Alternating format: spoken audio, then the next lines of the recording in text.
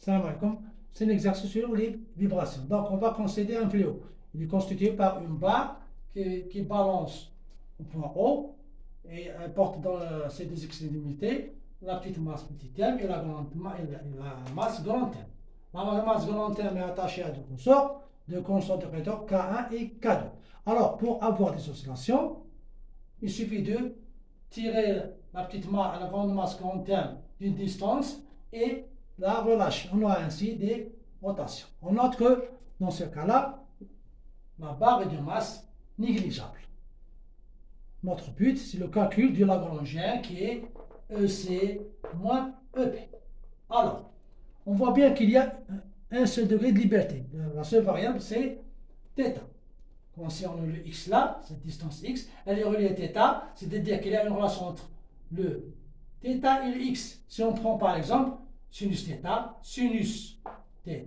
c'est x divisé par L sur 4. Alors, il y a une relation entre les deux variables. On peut dire qu'il n'y a ainsi qu'un seul degré de liberté. On a le choix, soit travailler avec le θ, soit travailler avec le x. Très bien. Donc, il n'y a aucune force extérieure qui intervient. Donc, c'est des oscillations libres. Il n'y a pas de frottement. Donc, c'est des oscillations libres non amorties. Donc, on va ainsi déterminer l'énergie cinétique. L'énergie cinétique qui existe, l'énergie cinétique de rotation de la masse grand M et l'énergie cinétique de rotation de la masse petit m. L'énergie cinétique de rotation de la masse grand M, c'est 1,5 par son moment d'inertie. Le moment d'inertie de la masse M, c'est la distance, c'est grand M, par la distance, le tout au carré, qui donne le moment d'inertie. C'est pas en fin de compte, on a rajouté le θ point au carré. Pour la masse petit m, c'est toujours 1,5. Son moment d'inertie, c'est la masse petit m, par la distance au point 0 au carré. C'est 3L sur 4, le tout au carré, et on ajoute le θ point au carré.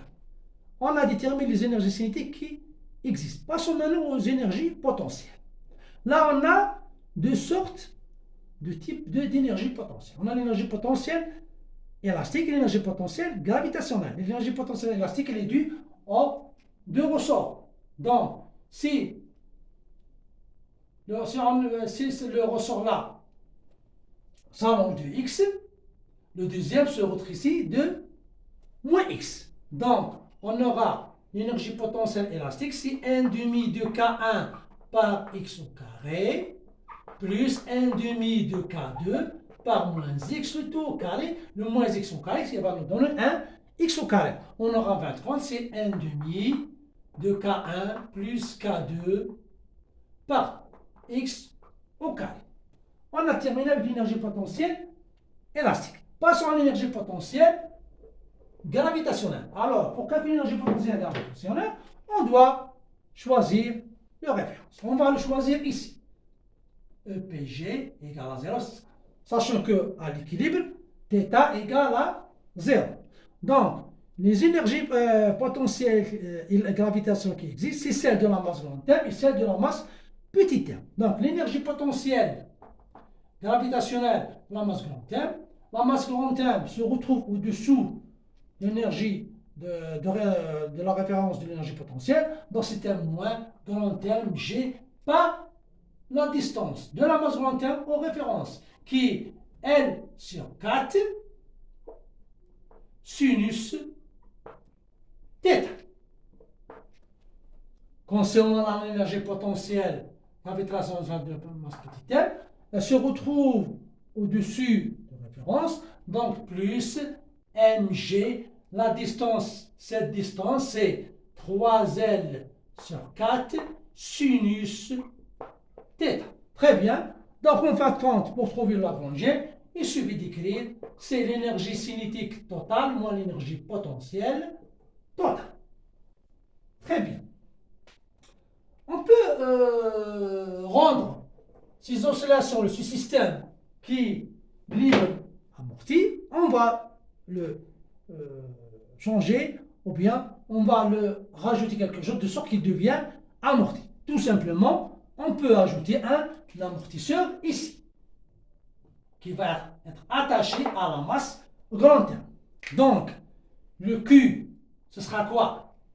Ce sera le X, parce que l'axe de rotation aura le même déplacement que le déplacement du ressort. Donc, on aura le Q point, ce sera un X point, donc le D, ce sera 1 demi de Fx point au carré. Et on introduit le D dans l'équation du mouvement des oscillations libres amorties. On peut, par exemple, rajouter autre chose, c'est-à-dire on peut, au lieu de le mettre ici, on peut le mettre par exemple là.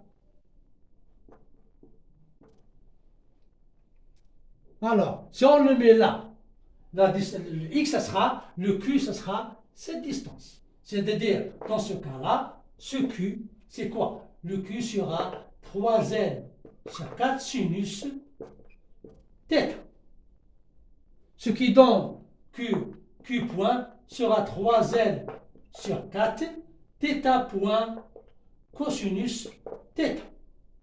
En fin de compte, on aura le D qui est 1 demi de F 3L sur 4 θ point cosinus θ, le tout au carré. Merci pour votre attention.